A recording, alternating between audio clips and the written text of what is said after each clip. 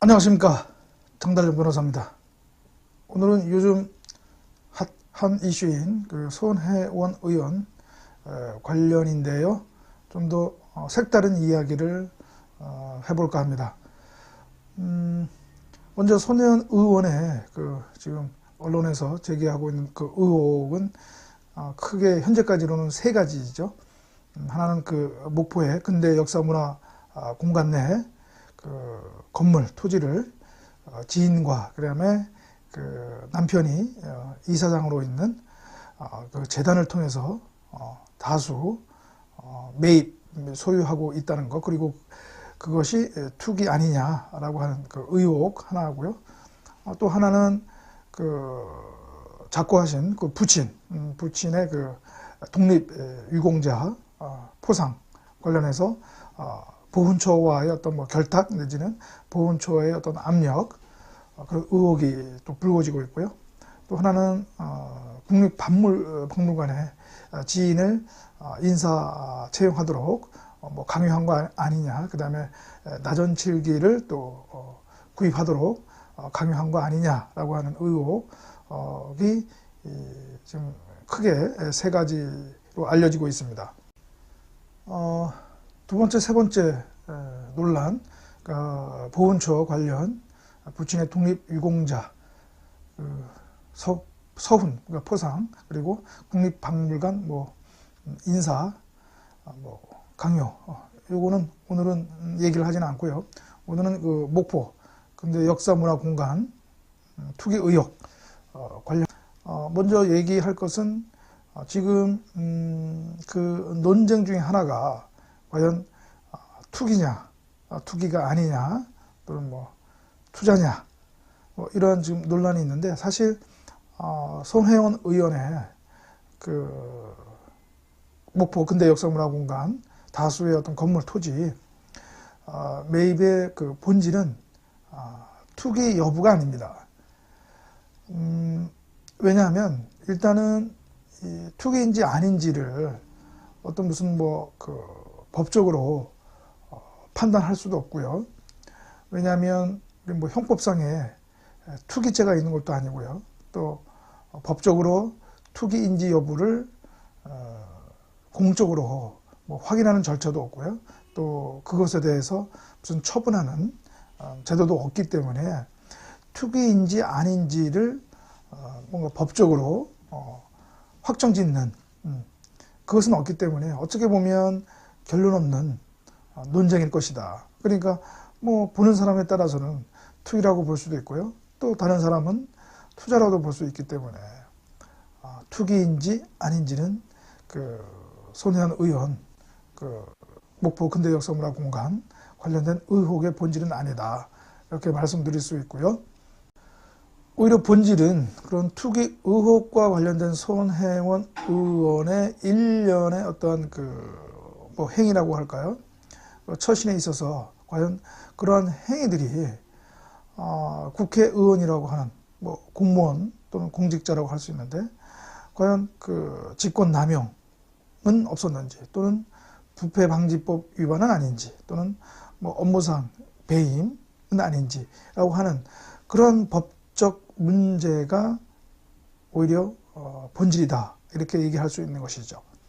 왜냐하면 공직자로서의 어떤 기본 윤리에 과연 맞는 행위였는지, 더 나아가서 과연 실정법상 법을 위반한 행위는 없었는지, 이런 것들을 철저히 따지고 보아야 할 문제라는 거죠. 이와 관련해서 그 손혜원 의원이 항변한 그 내용이 있죠. 자신이 또 지인을 통해서 뭐 지인에게 권유하고 그 다음에 관련된 또 재단을 통해서 건물 토지를 매입한 거, 이것은 그 목포 구도심의 어떤 재생 그리고 문화재 보호의 취지였다라고 하는 그 내용, 어떻게 보면 의도의 어떤 그 순수성을 얘기하고 있는데요. 그런 그 순수성과 관련해서 과연 그것이 어느 정도 믿을 만한가, 인정할 수 있는가의 어떤 문제와 관련해서 우리가 한번 살펴볼 필요는 있겠다. 그런 생각이 들고요. 왜냐하면 그것은 앞서 얘기했던 투기인지 여부를 한번 뭐 반출할 수 있는 뭐 근거도 될 수가 있고요. 또는 그러한 뭐 직권남용, 부패방지법 위반 여부와도 관련된 내용이기도 합니다.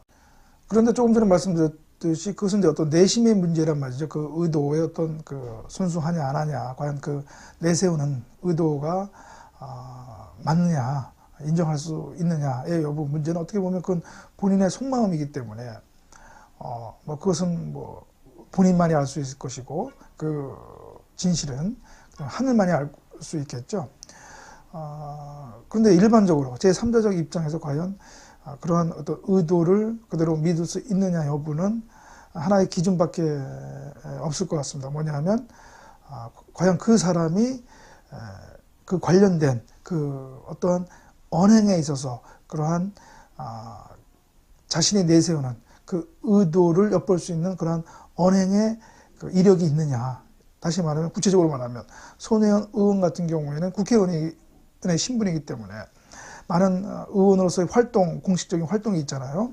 예를 들어서 뭐 세미나라든가 또는 뭐 간담 정책 토론회라든가 그다음에 뭐 정책 자료집 발간이라든가 그다음에 또 가장 중요한 그런 뭐 관련 입법 활동이라든가 이러한 의원 활동에 있어서 과연 그러한 내세우는 의도를 인정할 수 있는 연관성 있는 활동을 우리가 찾아볼 수 있느냐.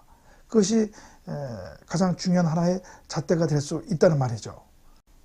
이와 관련해서 제가 국회 관련 사이트에서 손혜원 의원의 의원실 행사 이런 포럼이라든가 이런 그 행사 내역을 한번 검색을 해 봤는데요. 국회의원에 당선된 2016년 5월 30일 이후부터 현재까지 손혜원 의원실에서 한 행사는 2개로 검색이 나오더라고요. 하나는 불법 도박 근절을 위한 제도 개선 포럼, 그 다음에 또 다른 하나는 웹툰 해외 불법 사이트 근절과 한국 웹툰의 미래라는 제목의 행사가 2개가 보이는데 일단은 의원실 행사로서는 도시 재생이라든가 문화재 보호와 관련 있는 그런 행사는 없었다. 그렇게 보여지고요. 또 하나는 제가 정책 자료집 그 손혜원 의원실 이름으로 펴낸 그 정책 자료집 현황을 살펴보니까 총 5건의 이제 정책 자료집이 보이는데요. 여기에는 직접적으로 도시 재생이라든가 문화재 보호와 관련된 정책 자료집은 보이지 않았고요. 있는 것은 그나마 좀 연관성이 있다고 보여지는 정책 자료집은 하나는 문화상품 및 관광기념품 개발 현황 보고서였고요. 그러니까 어떻게 보면 도시 재생이라든가 문화재 보호와 관련된 정책 자료집으로 보기는 좀 어렵죠. 또 하나는 반구대 암각화 보존을 위한 물관리 대안. 이 또한 뭐 이런 도시 재생이라든가 문화재 보호와는 직접적으로 관련된 내용으로 보이지는 않습니다. 그리고 또 세미나 현황을 개최 현황을 살펴봤는데요.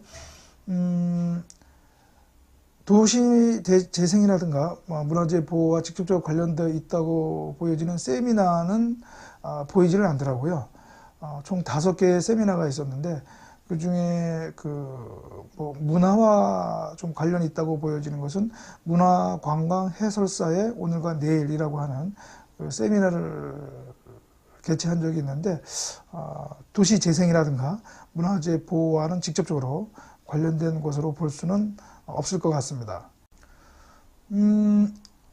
손혜원 의원의 대표 발의한 그 입법 의안 현황을 살펴보니까 지금까지 손혜원 의원은 총 32건을 대표 발의했습니다. 물론 뭐 공동 발의를 포함하면 이보다 더 많아지겠죠. 하지만 자신이 관심이 있어 하고 또 주도적으로 추진하는 그런 일과 관련된 그 입법 발의는 보통은 다 대표 발의하기 때문에 주로 이제 대표 발의를 통해서 알 수가 있는데 그 대표 발의한 안건은 총 32건입니다.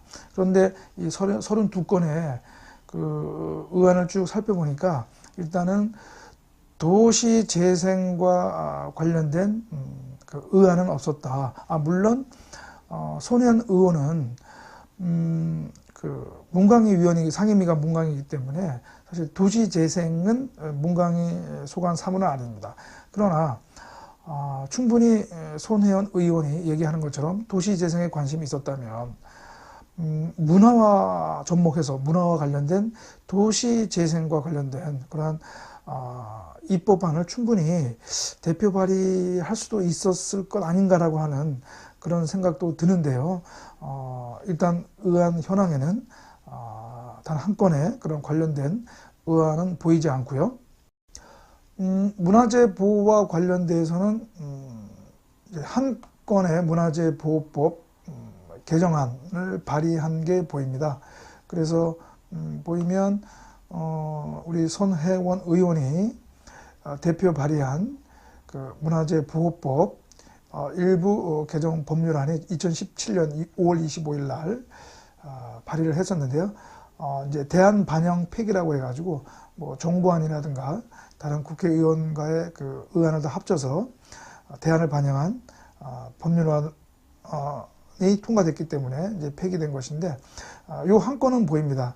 처리된 거. 그런데 그 실질적인 그 의안의 주요 내용을 보면 어떤 총책적인 어떤 뭐 그 분과위원회 관련 내용이라서 문화재위원회 분과위원회 구성과 관련된 내용이어서 실질적으로 뭐 아까 문화재 보호와 관련됐다고 보기는 조금 좀 또 곤란한 것이 사실이고요.